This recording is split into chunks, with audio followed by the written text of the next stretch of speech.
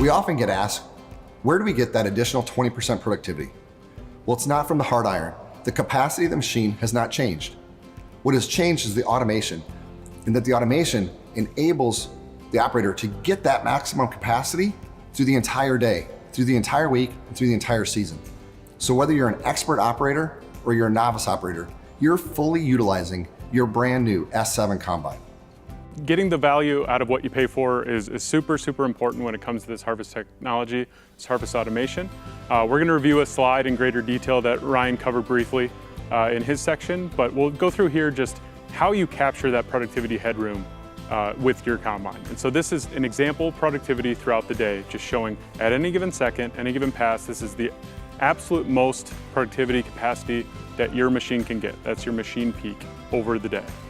Now you as an operator, when you're manually harvesting, will work very, very hard to get everything you pay for, right? Get everything out of that combine when you're harvesting.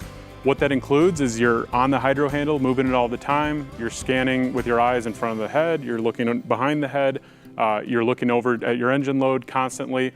Meanwhile, you're also juggling a million other things, right? And so inevitably, you're going to get close a handful of times a day, right? You're gonna get very, very close to getting everything out of that combine. But there are things that come up. Quick lunch, you eat while you're harvesting, a distraction in the cab, right? You have a visitor, say a dealer wants to hop in with you. You get a phone call, where's this load going? Auger broke down back at the farm, right? There's times where you're just not giving all your attention to just keeping your productivity as high as it can be, right? And so where automation comes in is filling in those gaps. We'll admit that an expert operator can beat automation in a specific pass if that's all they care about for a drag race, right? That an expert operator can beat it. But when it comes to days, weeks, months of harvest, that's where we see that 20% productivity increase on your machine.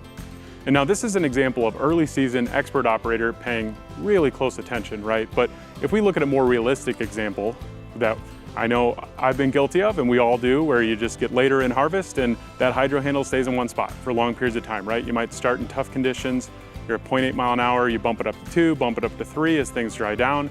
Then maybe things get a little tougher, you drop it down to 2, and then you might even end your day a little early, right? It's 7 o'clock, 8 o'clock at night, things are getting pretty tough, you call it a day, right? So with this visual, when you look at that blue part of the chart here, that is just demonstrating how later and later into harvest, novice operators, expert operators, automation really provides value